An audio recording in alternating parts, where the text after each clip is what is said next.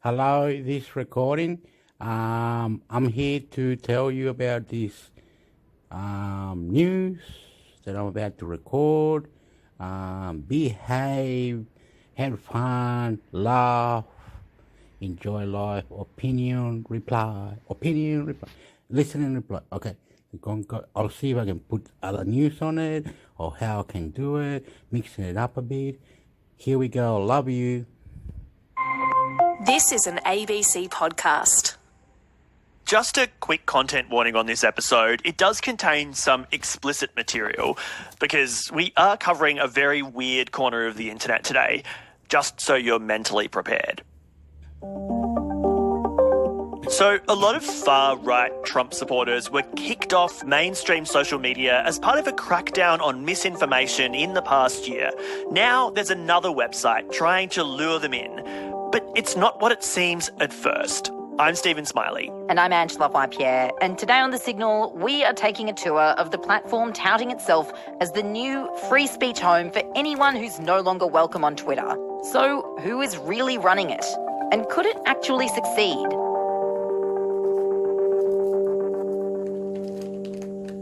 This morning, President Trump waking up without his favorite megaphone. Let me ask you, should I keep the Twitter going or not? Keep it going? Twitter permanently banning the commander-in-chief's personal account with 88 million followers after an initial 12-hour lockout following Wednesday's riots at the U.S. Capitol. So back in January, when Donald Trump was booted off Twitter, he was not the only one. Yeah, a lot of his followers, not to mention others who were sharing misinformation in a big way, were also shut out of that platform. And it coincided broadly with Facebook and Instagram implementing similar policies. So assuming all those people didn't entirely take their leave of the internet, where did they go? So I'm Dr. Kaz Ross, independent researcher. I'm interested in far-right extremism, neo-Nazis, lockdown movement, conspiracies, and also interested in how digital environments shape social movements. Right, okay, so landing smack bang in the middle of all those topics pretty much is a platform called Gettr, and it's spelled Gettr, it's all in capitals. Maybe you could start by telling us what it is. So Gettr actually stands for Get Together, and it's supposedly the new platform that the conservative movement, particularly the American conservative movement, is shifting onto. So the aim is to create a Twitter-like alternative where people can communicate, and the reason why they need it is so many of those people in the MAGA movement, the conservative movement, have been deplatformed of Twitter in particular. Twitter's actions sparking celebration and outrage. How much of a violation is this of free speech? Yes.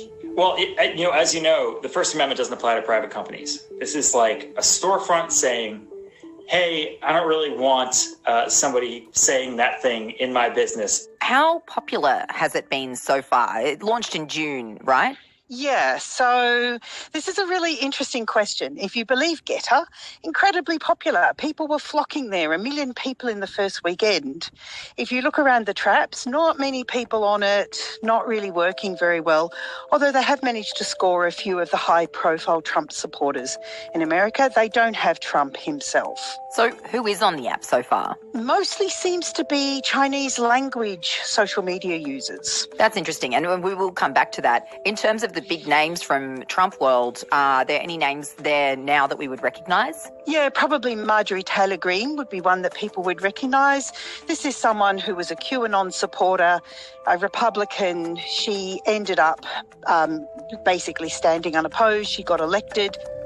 Dr. Tony Fauci funded with your tax dollars. He funded it in the Wuhan lab, didn't he? He funded COVID-19. She's been very controversial, and recently she was forced to walk away from claims that the Holocaust didn't really happen, making some comments about genocide and so on and so forth. I have made a mistake, and it's really bothered me for a couple of weeks now, and so I definitely want to own it.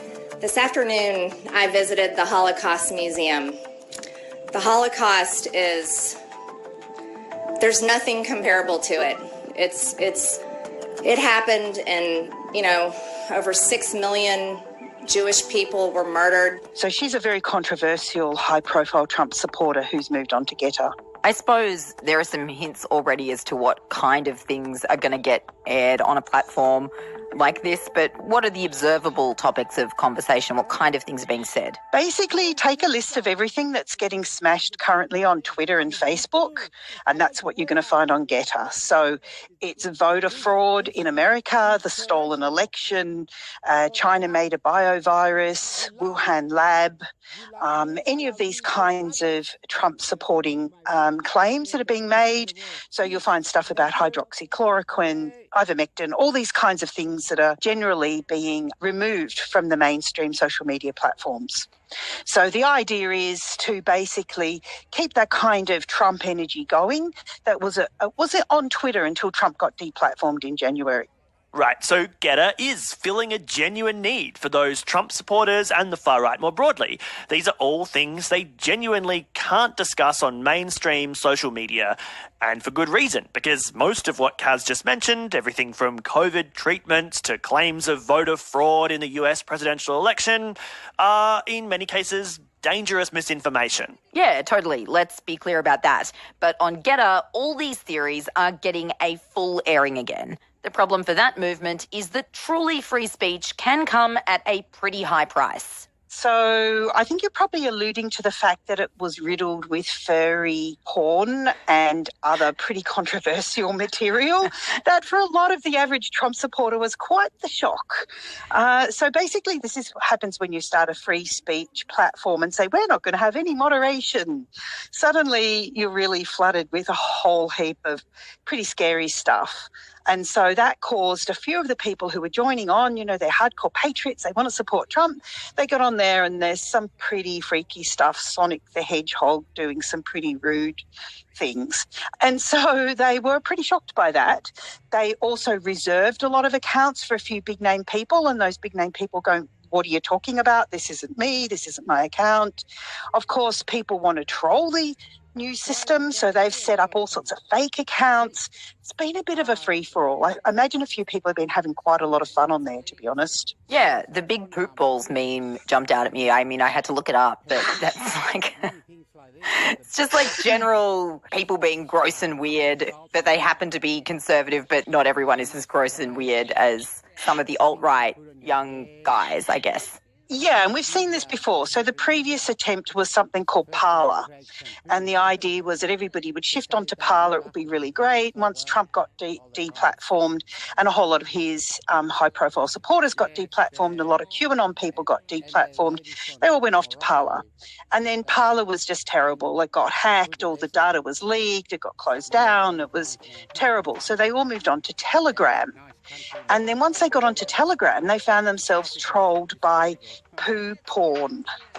And I can tell you, watching hundreds and hundreds of messages of poo porn is off-putting of even the most supportive Trump supporter. So this is one of the strategies that people are using, which is flood these new platforms with really objectionable material. People will be put off and they'll just go back to, I don't know what they did before social media, but they'll go back to doing something else. And to be clear, the people who are flooding these platforms with objectionable material are not from within the movement. They are people who are trying to wreak havoc. They're, you know, from the left. Oh, or they could just be edgy teenagers. I mean, I haven't really seen a lot of poo porn coming from the left, but I do see a lot coming from 15-year-olds who think it's hilarious to be trolling people online. So on the surface of things, it seems like GETTR is a new platform that has popped up to serve this very specific market, which has just been booted off a bunch of other mainstream platforms. But it actually has a bit of a history that you wouldn't necessarily expect. What was GETTR before it was its current iteration? So GETTR was a Chinese language social media platform, and it was set up by a Chinese billionaire who's a very controversial figure. His name in Chinese is Guo Wengui, or Miles Kwok is how he's known. And he's somebody who made a lot of money from property deals in China. And then 2014, he skedaddled to America, where he started spilling the beans on the rich and famous and politically powerful people of China. So he set himself himself up as a whistleblower and said, this is Chinese corruption. These are all the bad things happening in the Chinese government, while he was, sitting on his $50 million yacht. And he was a very, very controversial figure in the Chinese-speaking diaspora. So one of the things that he's aiming to do is to smash the Chinese government, the Chinese Communist Party, and he has a huge following on social media in Chinese language. So he set up his own platform. There were millions and millions of people. He had lots of influencers and supporters on there, and that platform has been retooled to form Getter. You're right. It's a pretty unexpected origin story for the newest Trump world social media platform. Right, unexpected, but beyond that, it's worth paying attention to, precisely for the reason that Getter's owners would prefer that you didn't. I think it's very significant because if you look at Getter's statements, they were forced to admit that it was basically connected to Miles Kwok. They didn't come out and say it straight up. They made it sound like the CEO was Jason Miller, who's a Trump ex-staffer.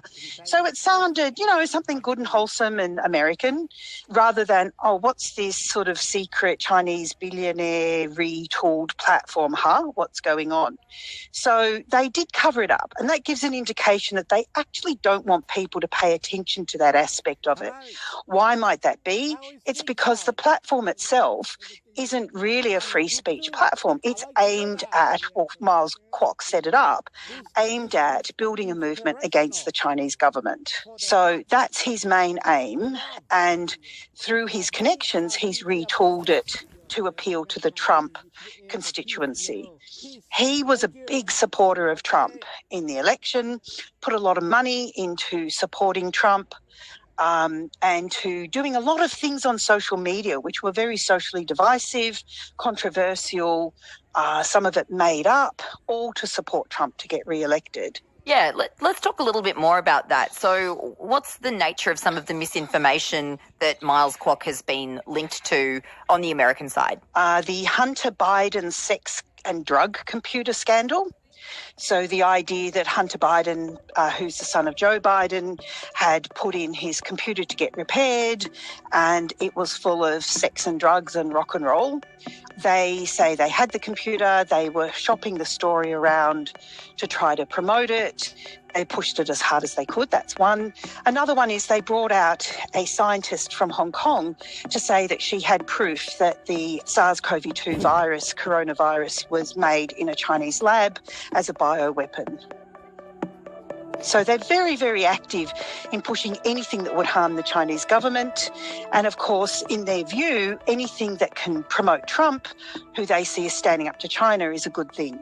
So they're just two of the recent kind of controversial issues that they've been involved in. This is quite the rabbit hole, isn't it? You have no idea. So Kaz is convinced that it involves Steve Bannon too. Where does Steve Bannon fit in this picture? He's the key figure, actually. So Miles Kwok lands in America. He doesn't really have any political contacts. As we know, in 2016, Steve Bannon, who's basically one of the fathers of the alt-right and the far right, he promoted it, he developed it, he fostered it. So in 2016, Steve Bannon was Trump's chief strategist. I like Mr. Bannon. He's a friend of mine. He is not a racist, I can tell you that. He's a good person. He is the guy who's basically responsible for Trump using social media so effectively to build his non-traditional support base. So Steve Bannon's a pretty cluey guy. He's got a lot of connections in Washington. He's got a lot of conservative political connections. He wants to remake the Republican Party. Steve Bannon has the connections. Miles Kwok has the money. So Steve Bannon is the linchpin. He's the guy. I'm Graham West of NDS's Safer and Stronger project. I don't know if it's recording. I have changed it now to this other one. Something about NDIS sector. I don't know what that's about, but I'm going to fast forward a bit because we can't be here all night. Okay, I've got it. It's on that. Listening and reply. Carefully, listening carefully. Thank you. Love you. businesses and helping you organically grow through that word of mouth approach. Thank you, Amy. So you've raised many elements that an organisation needs to be thinking about when embedding customer experience right into everything they do. So what are some of the things that providers need to be thinking about to achieve embedding that customer experience deep into everything they do? Given there's so many elements, it's not easy. Yeah, great question, Graham. There is a lot to think about. Firstly, it's really important that providers realise that client experience should never be seen as an overhead to business, as something extra that needs to be done. When it's done right and it's fully meshed into the fabric of the organisation, it actually makes dealing with changes like the introduction of the NDIS or the COVID response easier. And that's because a large part of client experience is about having really intuitive processes and systems in place to ensure... I have stopped it. I just like to say that we are going to be in lockdown until the end of the year. Lockdown for a long time. Anyway, we're following protocols from the government. We're following what the government is saying. We're doing beautifully. We are beautiful people. We're nice. We are very special. We're more than that. Hugs, hugs, hugs. All you mental health worker, social worker, any worker in the community of Illawarra, New South Wales, Australia, Canberra, Sydney, Melbourne, Perth, Brisbane, Darwin. We all need help, and we're all going to get rid of this coronavirus by the end of the year, where I see it. Now it's just we're having problems killing the coronavirus because people are getting infected, they're not following protocols and other things. So it might take to the end of the year, but in another month from now, there's going to be a big thing about, I don't know what it is, but it's nonsense. I said this one day, 28 days. Now it's gone for a month, for a week. We don't know the answer. So be nice, please. I'm going to do the other one now because that was... Well. Dr. Anita Munoz is a GP by having people who interact with them vaccinated as well. Many disability workers come from overseas and have a called background. English is not their primary language. They have different experiences with vaccination programs, maybe distrust in governments or rely on information they receive from overseas relatives, both true and falsehoods.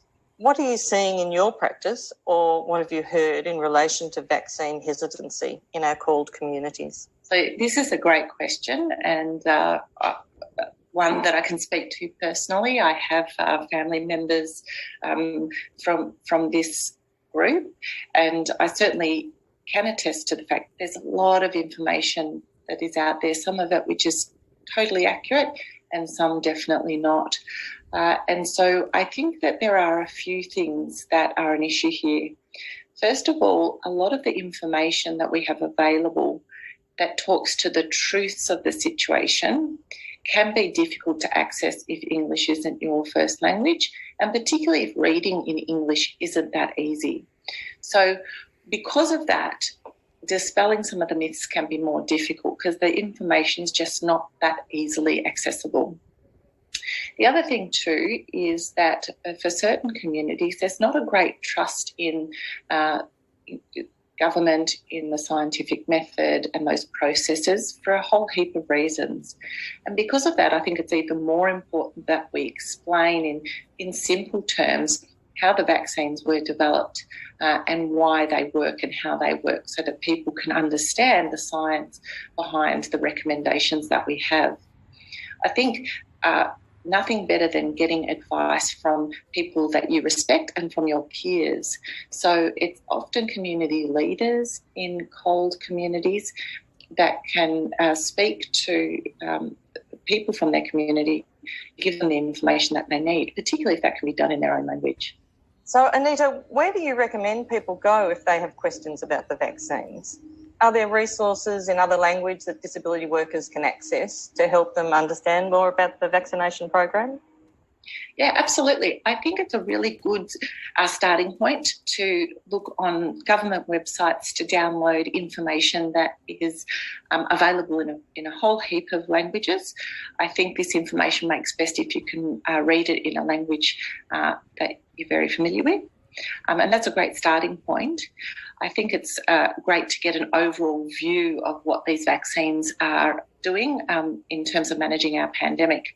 But I also think once you've got that background information from leaflets and pamphlets that are available, it's very helpful to go and have a discussion with your GP or with a health worker that you trust, because there's likely to be additional questions that are important to individuals that they need to have answered to increase their confidence in the vaccine program. So I think getting a hold of general information is a great starting point. But I know from my own experience that people have a whole heap of very interesting and valid questions that don't necessarily come across on those leaflets, and they can be answered by sitting down with a health professional and going through that information.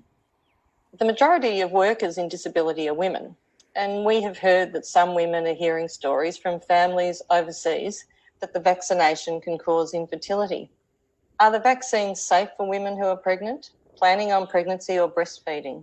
So we have probably the starting point here is to know that we actually have a huge amount of information about these vaccines now, because now over 1 billion doses have been given around the world of these vaccines. So we have a huge amount of information that forms the basis of the recommendations we give. And we are very lucky in Australia because we're making use of the information that comes from overseas and countries where the vaccine programs are much further down the track than what we are in terms of the sheer number of doses. So what we know is that the vaccine does not cause any harm to growing babies when a woman is pregnant. And having a vaccine when you're preparing for pregnancy has no effect whatsoever on your fertility. So there's no way in terms of the way the body works that this vaccine will reduce a woman's chance of getting pregnant, and nor will it affect a growing baby. In fact, we want pregnant women to be protected from COVID because when a woman is pregnant, her immune system is a little bit dampened down by the pregnancy, and therefore she's not as good at fighting off viral infections as she is when she's not pregnant. So we want to protect pregnant women because they can have a more serious and severe form of COVID if they get sick while they're pregnant. And the same goes with breastfeeding. So we know that you can safely give both vaccines when you're breastfeeding, and there is no effect and no harm on the breastfeeding infant. So if people have family, friends, co-workers who are anxious about the vaccines or getting information about the vaccines that are false, what can they do to help build confidence in getting that vaccination? I think talking with a health professional is a really good starting point. I think listening to podcasts like this can be incredibly helpful too, because we can present the information to people and dispel some of the myths. And I think probably one of the most important is about how these vaccines were developed in the first place.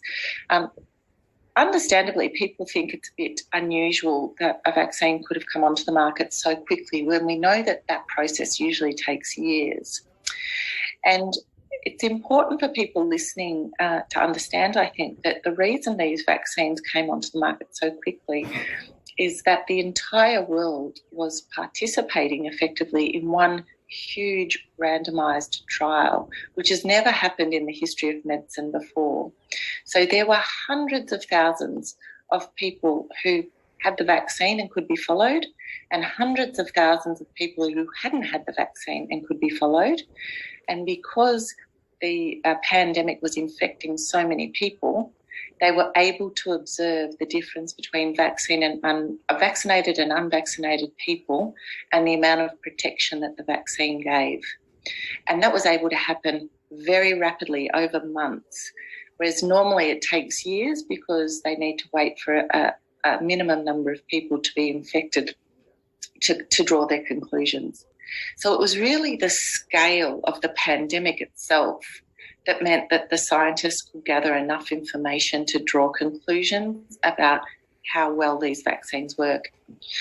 The last point I want to make about vaccines is that they're actually really unusual in how well they work. It's not very common for a vaccine to be developed that is 95% effective in stopping people getting very sick from the disease. So, these are remarkably well-performing vaccines, which I think is a small sort of miracle of science, really. So to increase the vaccination rates of workers in the disability sector, removing barriers to access is one way to help. What's the best way for people to organise a vaccination, or maybe to help others make a booking to get a vaccination? I think there's a lot of ways that people can access vaccination, which I think is a great thing, and that's been designed specifically by governments to reduce as many barriers as possible. The first thing to say is you don't need a visa, you don't need a Medicare card, you don't need to be enrolled in any particular system to access either a test or a vaccine. If a person doesn't have a Medicare card, then you will need to go to one of the state-run facilities to get your vaccine done, rather than going to general practice. If a person has a Medicare card, they can also go into general practice as well. But the most important thing is you won't be turned away from getting a vaccine irrespective of your insurance status, etc. I think it's really helpful to find out where all of the centres for vaccination are relative to where people live and work, because it's easier to get vaccinated if you can do so in your community.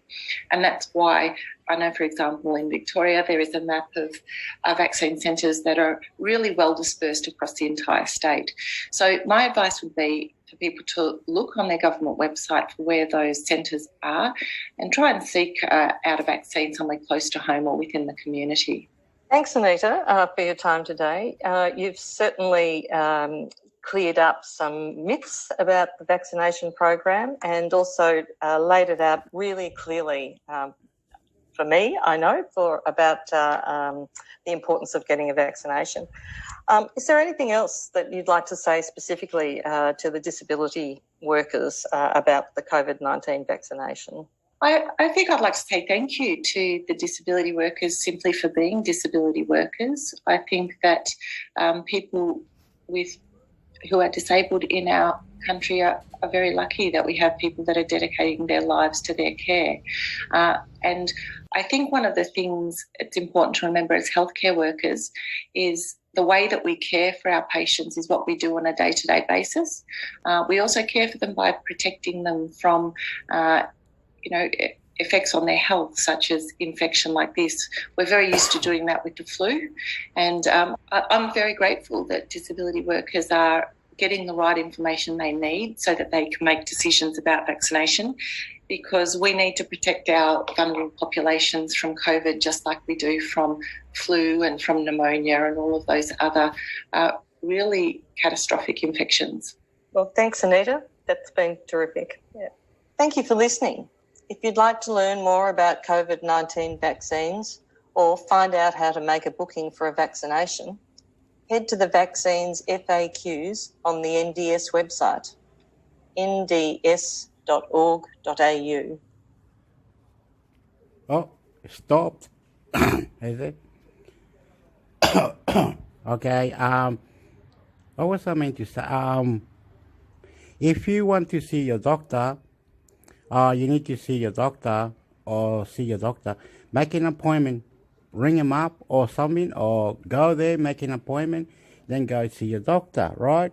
And when you see a doctor, make sure you get a full checkup and a second opinion from the doctor, because you need to have a full checkup and a second opinion from the doctor. Say all those words in one go to your doctor so you can have the checkup. Otherwise, your doctor will tell you where you can go and see if you can get this coronavirus checkup, so you know you don't have coronavirus. So then you will get a certificate saying that you haven't got coronavirus. If you don't want the injection, it's all right. But if you do want the injection, there's nothing wrong with that. I don't think it'll kill you. I don't think it'll do anything. You're a very strong person, so you should decide to yourself, either you have the vaccine or you don't, because it's easy. What it is, my mom has told me, vaccine is really nothing. If you got a good immune system and that, you won't be sick forever. So maybe vaccine is good thing to take, just to get rid of what the government is saying. So you can have a certificate saying you took the vaccine, you now enroll with the vaccine or whatever. But otherwise, go see your doctor or do something so you can get provided with, so you don't get the vaccine and you know that you don't want the vaccine. So get a second opinion, get a full checkup from your doctor and a second opinion, or do something that will help you in your life to not get the vaccine. Okay, I'm going to cut it now. I'm going to say that it's going to take a long time. We're working together. We're doing things together. Any opinions, any reply, any story, anything you've got in your mind, please do so with a beautiful love and all that. Thank you. I would like to cut it now. How do we cut it? We're here. I think you just go here. Okay, I think you go here. Okay, I'm gonna do this. I love you. See you later. Oop, I've got a frog in my throat this morning. I love you, love you, love you, love you. Opinion, listen and reply. Love you, family together.